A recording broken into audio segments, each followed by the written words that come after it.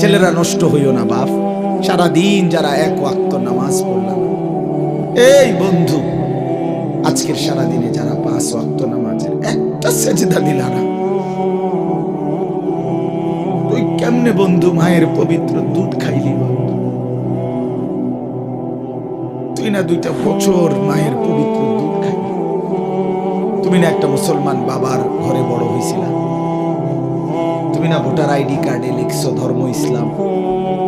তুমি না জন্ম নিবন্ধন সনদে লিখছো তোমার ধর্ম ইসলাম? তুমি না পাসপোর্টে লিখছো তোমার ধর্ম ইসলাম? একটা সেজদা দিলা না কেন? একটা সেজদা দিন। আপনি আমারে দায়িত্ব দেন, এখন আমি বের করে দেই বের। আপনি শুধু অনুমতি দেন, আমি দাঁড় করাই। বেনামাজি অপদার্থ তো দেখলেই চিনা যায়। আরে বেনামাজি নির্লজ্জ, অসভ্য।